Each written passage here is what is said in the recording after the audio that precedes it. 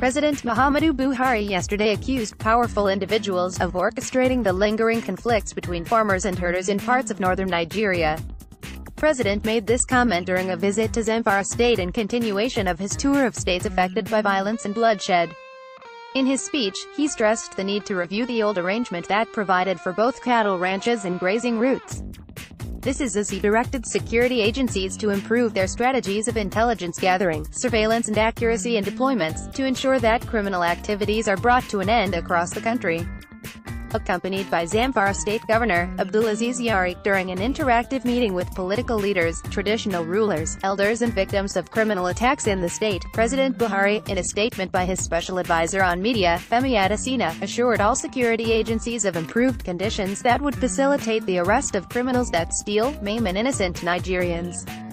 As far as I am concerned, our security agencies have recorded some successes, but they need to do much more.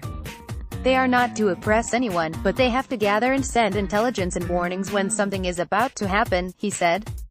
The president commended the security agencies for eliminating a dreadful criminal, Buhari general, who had for many years initiated killings and destruction of properties. Before Burandaji, who calls himself a general, there was a criminal who had many people and he was Ed. Burandaji has followed him and others like them should also follow, he added. President Buhari urged the security agencies and communities to always work in collaboration, in noting that the threats to life and property of Nigerians would be significantly reduced with improved relations among community leaders, citizens and the security agencies. I have come here to commiserate with you over the loss of lives and properties. We will continue to do our best to improve the security situation. However, those committing atrocities live with you. Some of these people are not reported because you don't trust the security outfits, instead you report back to the criminals. We should give priority to security, he said. The president warned that the ongoing war against corruption would be reinvigorated and sustained until public officers, who abuse their positions, face the wrath of the law.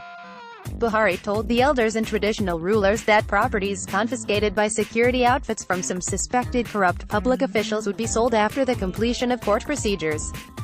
He urged Nigerians to take advantage of the ongoing reforms in the agricultural sector, pointing that the era of depending on oil will one day come to an end.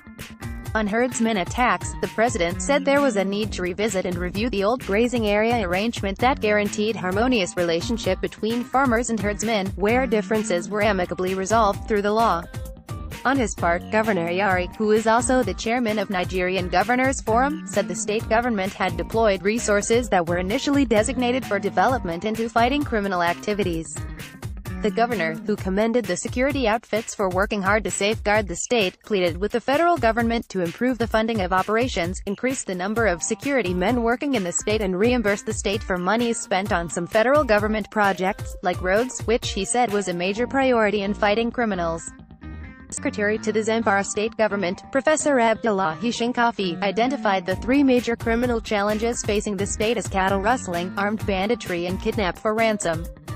Listing 8 major flashpoints, Professor Shinkafi disclosed that 1,321 persons had been dead and 1,881 people injured from various attacks since 2011, with about $14 billion spent on fighting the menace. The traditional rulers, elders and leaders of the affected communities also pleaded with the government to ensure immediate security intervention in order to save lives.